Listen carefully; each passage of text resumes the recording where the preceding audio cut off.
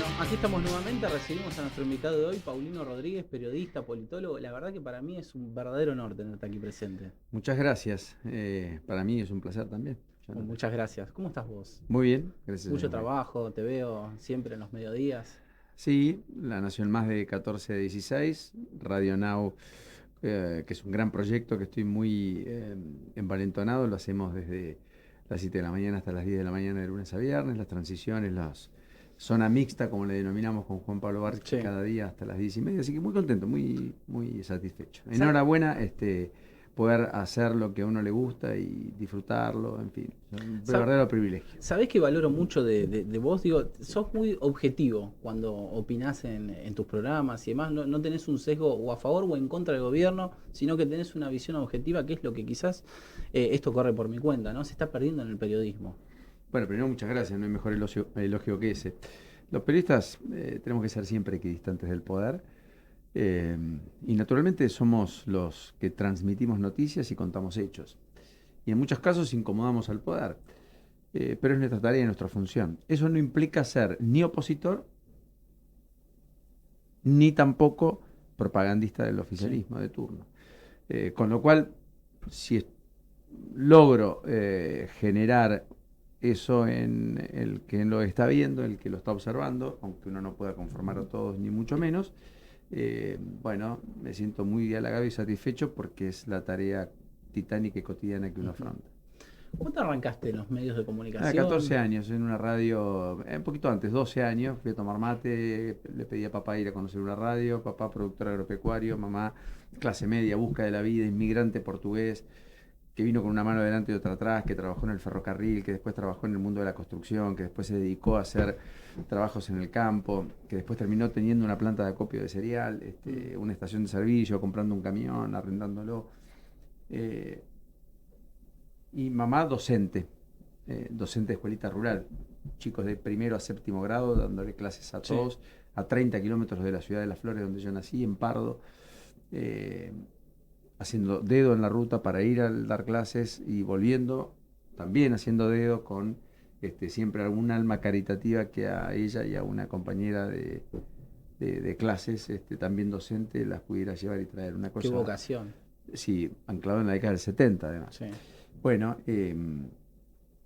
así que yo a los 12 años le pedí a papá que conocía al dueño de la radio y le digo, papá, quiero ir a la radio. Bueno, y me llevó y empecé a tomar mate con el que conducía el exclusivo, que era el mediodía, de 12:30 a 2, era el programa por excelencia periodístico de la radio, en una radio que tenía una antena que se escuchaba a 100, 150 kilómetros a la redonda, por lo tanto era una radio de Importante, claro. referencia, el 29 Radio Las Flores.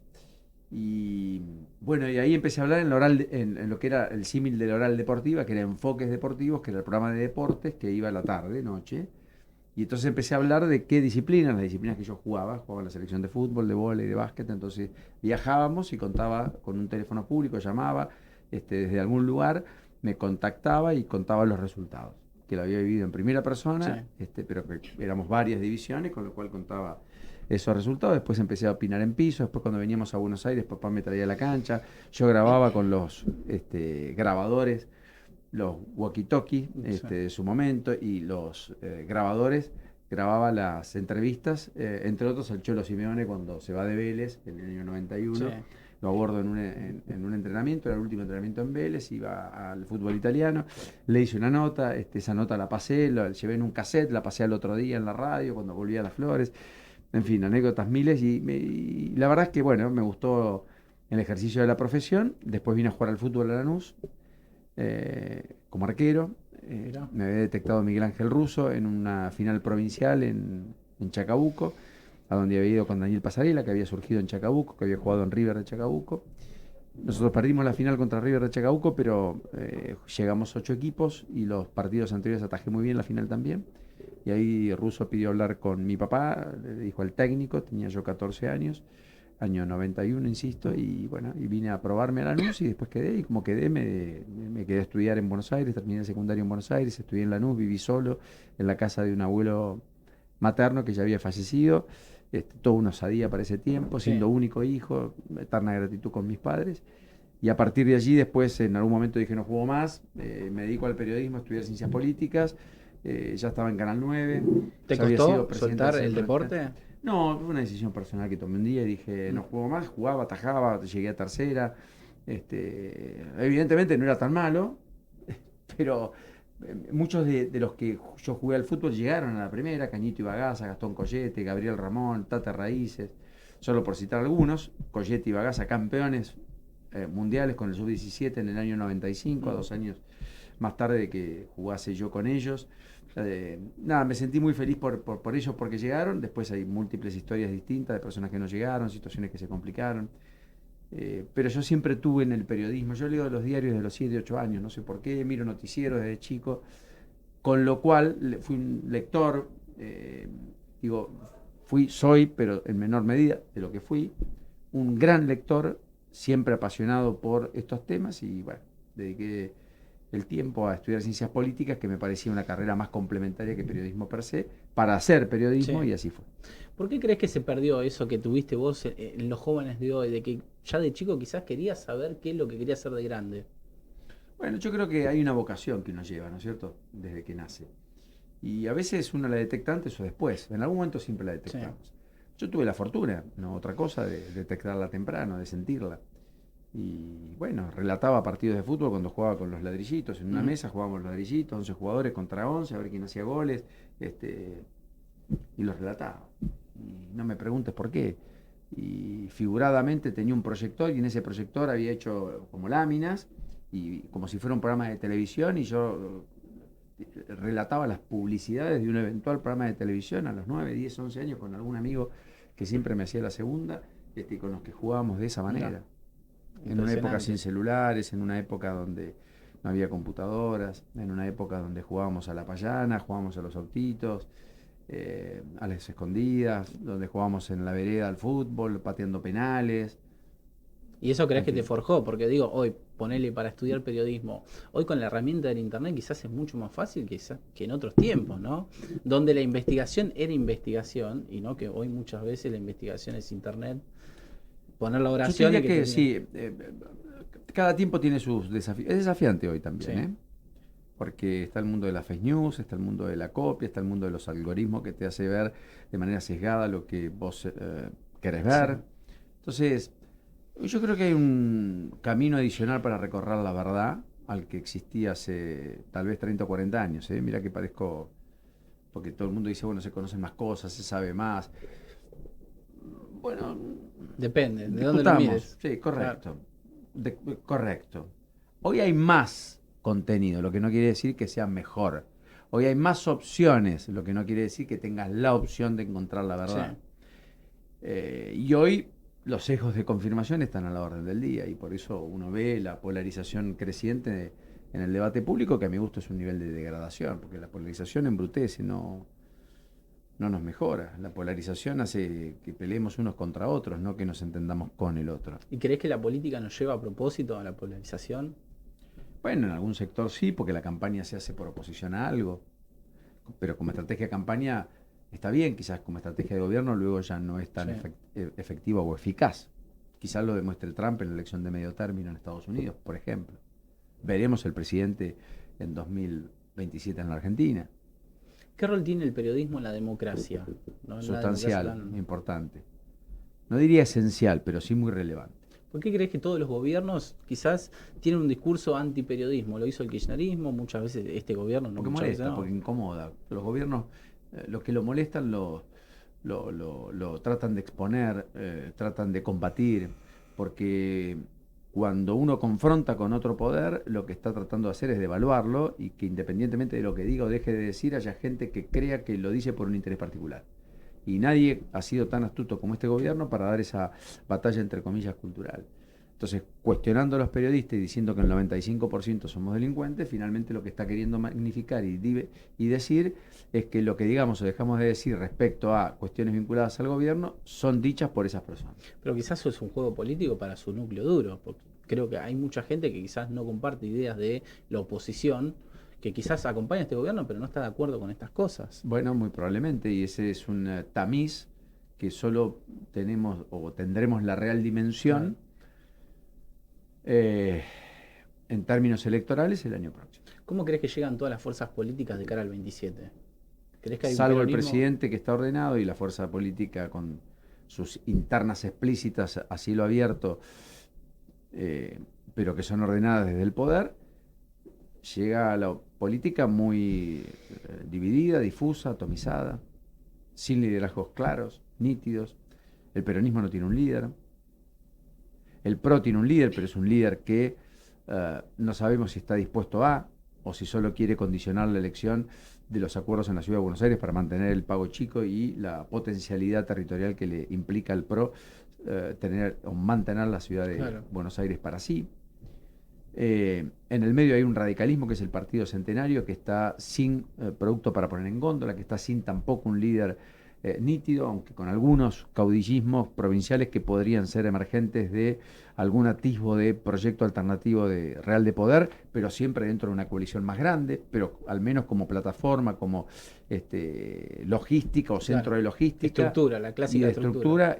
puede ser una buena apoyatura, pero todo eso está disminuido o con menor peso relativo de lo que tenía antes, porque se va a ir a votar con boleta única, que yo creo que es un profundo cambio en términos electorales, del cual no hemos tenido demasiada magnitud y dimensión. La vamos a tener y la vamos a comprender en la próxima elección presidencial. ¿Crees que perjudica las grandes estructuras del peronismo en el conurbano?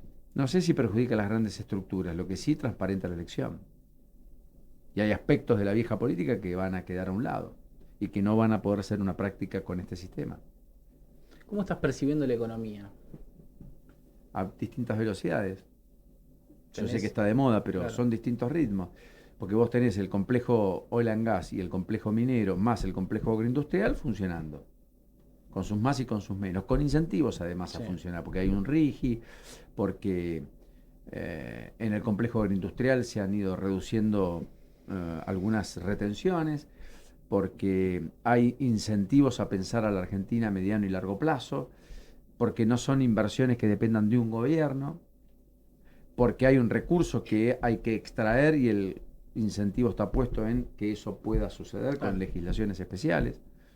Pero después hay una Argentina mayoritaria de las urbes que no tiene esa misma dinámica y que en la transición hacia un modelo más de servicios en términos económicos está crujiendo y hace crujir algunos sectores como el conurbano, las grandes urbes o las grandes capitales, porque el sector comercial, la construcción y la industria tienen guarismos negativos, están corriendo la de atrás y claramente son en algún sentido perdedores de este modelo, por lo menos hasta acá.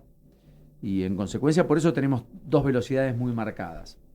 Y por eso la sensación general no es de un proceso económico de expansión, pese a que el presidente probablemente conduzca un proceso económico en los 4 años de gobierno Sí.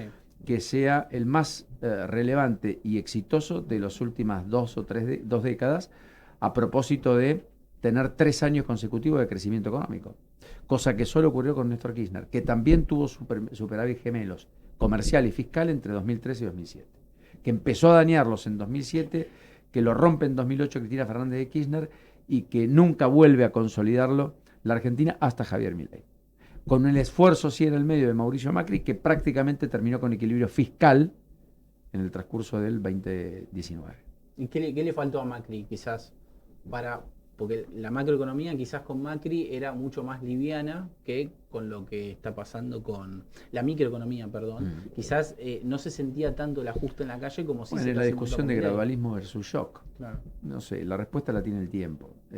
Es condicional contrafáctico. ¿Qué hubiera pasado si Macri hubiera sido reelecto? No hubiera sucedido lo de las PASO y no hubiera habido una implosión del tipo de cambio del sistema y régimen cambiario en la Argentina, con la restauración del cepo, como ocurrió, con cierto atisbo de responsabilidad, por cierto, del aquel ministro, del por entonces ministro Hernán Lacunza, en agosto del 2019. No lo sé. Lo que sí tengo claro es que había condiciones más propicias para cambios radicales en 2023 que en 2015. Porque la gente le dio un cheque en blanco quizás a Milei que a Macri quizás no le habían dado. Es que fue casi un salto al vacío para alguien cuyo estado inicial en el mundo de la política fue ser presidente. Eso no ocurrió jamás en la Argentina. Siempre los presidentes fueron como culminación de su carrera política. Alfonsín, Menem, Duhalde, Néstor Kirchner, Cristina Fernández de Kirchner, Mauricio Macri, que venía de 8 años de ser jefe de gobierno y 10 años de ser presidente de Boca, amén de haber estado como titular de Renault. o Alberto Fernández, que a la postre será seguramente su presidencia, su último eslabón en su carrera política. ¿Y crees que Milei recién está empezando? Bueno, en términos descriptivos, empezó en 2021 como diputado y 2 años después, una fuerza política sin un sello partidario en ni siquiera 5 provincias, terminó siendo presidente. Claramente. Con lo cual, tiene futuro, sí, claro, es joven, va a aspirar legítimamente a una reelección, tiene alta probabilidad de que eso ocurra, de que sea reelecto, aún a pesar de los modos, de los reparos de muchos sectores, si la economía recupera, es probable que suceda, pero el camino tampoco está pavimentado, tiene algunos riesgos, hay piedras, las negras juegan, el contexto internacional no lo define el presidente, y los daños autoinfligidos muchas veces dañan mucho más de lo que el presidente cree. Y la interna salvaje puede crear un caldo de cultivo para aspectos que se vayan de madre, o mejor dicho, que salgan de carril.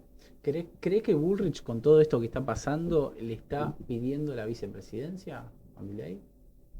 Si hay algo que Bullrich no le pediría a Milei es la vicepresidencia. No debe haber cargo de que Bullrich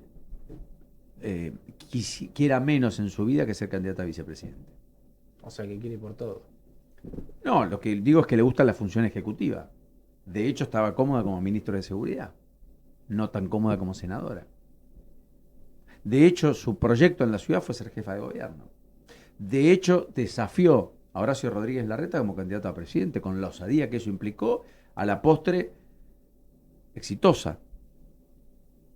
Y está dando los últimos pasos en la política, por una cuestión de edad. No estoy jubilando a nadie, pero es una cuestión bastante obvia. No tiene 20 años de política por delante, tiene 35 en la espalda, 40.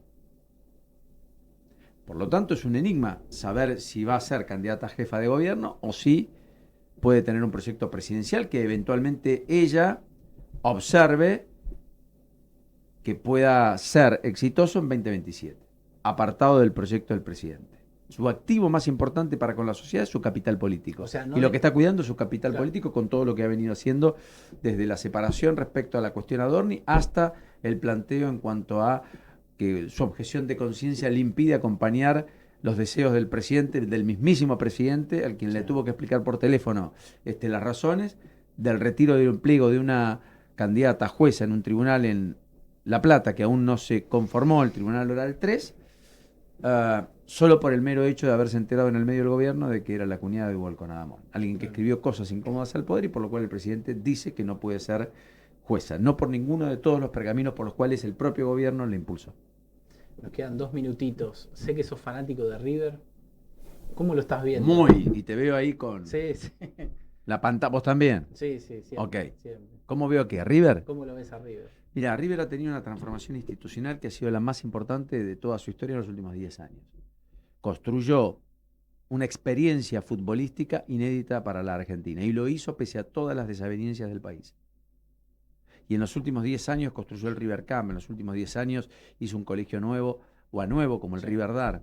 En los últimos 10 años amplió la cancha, en los últimos 10 años transformó la cancha de River en el estadio de fútbol de clubes de América Latina con mayor capacidad para ver un partido de fútbol sentados, 86.000 butacas. Tendrá más de 100.000 espectadores, será el segundo estadio del mundo después del nuevo Camp Nou, que tiene capacidad para 105.000, tendrá 101.000. Y eso va a ocurrir en 2029. Esa obra ya empezó, ya el financiamiento está. Logró el financiamiento por primera vez en la historia a una asociación civil sin fines de lucro por parte de un organismo internacional de créditos como el BID, poco más de 100 millones de dólares. Lo va a financiar con los recitales de los próximos años. Por lo tanto, River se ha convertido en un polo cultural. El Museo River tiene la misma cantidad de participantes, de visitantes que el Museo de Boca, que es un ícono en la ciudad de Buenos Aires por la experiencia, por Caminito, por tantas cosas para los turistas. Pero además es el lugar donde más gente puede ver un recital que en ninguna otra parte, con la experiencia de llegar y salir de la manera más rápida que cualquier otro lugar. Multiplicó por 4 las cocheras y el estacionamiento, reconstruyó su pileta olímpica, tiene más de 40 disciplinas deportivas que se practican y 8.000 personas que pasan por el club cada día. Me asombra lo apasionado que sos por el club. Es que como hincha vivo esa experiencia, no me la contó nadie.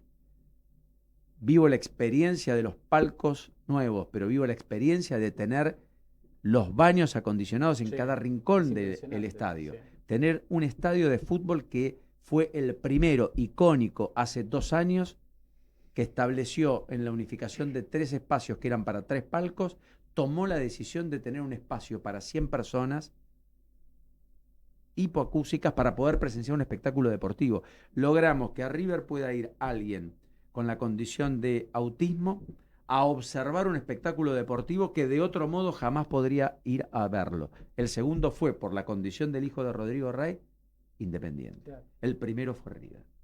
Y hoy todos los partidos hay 100 personas que disfrutan de una experiencia que de otro modo no podrían disfrutar.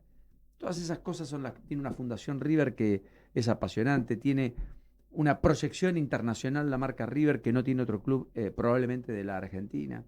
Y estamos en perspectiva de construir una historia grande, además futbolísticamente hablando, más allá del fanatismo. Claro, queda pendiente quizá lo futbolístico, ¿no? En este tiempo de corto plazo. Bueno, sí, siempre es bueno pasar la escoba, qué sé yo, no está mal. Y hay que ver quiénes se contratan, pero River tiene un gran plantel, tiene una gran dirigencia, con todas las objeciones que se puedan plantear, pero una dirigencia muy exitosa, sí, y un salto de calidad institucional extraordinario en los últimos años. ¿Te gusta el Chacho? Me gusta, me gusta cuando una institución pone al fútbol no como lo único. Eso me atrapa de River, sí, que tiene todo lo otro que te conté además de, que tiene casi 200 pupilos que viven en la pensión de River, jugando en las inferiores de River y que pueden ser los Mastantuono, Echeverri, los Juan Cruz Mesa del futuro. ¿Se entiende? Sí, sí, que claro, tiene captadores de talentos aquí y allá, que pueden detectar que una persona como Santiago Beltrán puede ser arquero de la primera de River, que hace 3 años jugaba en un intercountry, en 2022 jugó 4 partidos en un intercountry, pero era abanderado y hoy es estudiante de Ciencias Económicas y le da clases de educación financiera a sus compañeros en el vestuario. Tipo leído que lee 2, 3, 4 horas por día. Quiero decir, me ocupa esa idea de ese mundo River y la veo con orgullo, con entusiasmo. Después, me gusta el Chacho, sí, me gustó Marcelo, me gustó el tránsito de Martín de Micheli, aunque tengamos todos los cuestionamientos, le ha dado los últimos 3 campeonatos a River, claro, de los últimos 6 años. Los últimos 3 campeonatos se los dio Martín de Micheli. Y después Coudet le quiere dar una identidad futbolística. Ganó más de lo que perdió. Perdió los partidos clave. Bueno, sí, perdimos una final con Belgrano y perdimos el clásico con Boca. Pero son cosas que en el fútbol pasan, que pueden ocurrir. Ahora va a armar un plantel más a su gusto. Ahora va a tener una decisión sobre con quién cuenta, claro, más pertinente y ya más personal. Claro, bueno, ahora será más desafiante para él. Paulino Rodríguez, muchísimas gracias. Fue un honor. Enorme placer, un verdadero gusto y gracias.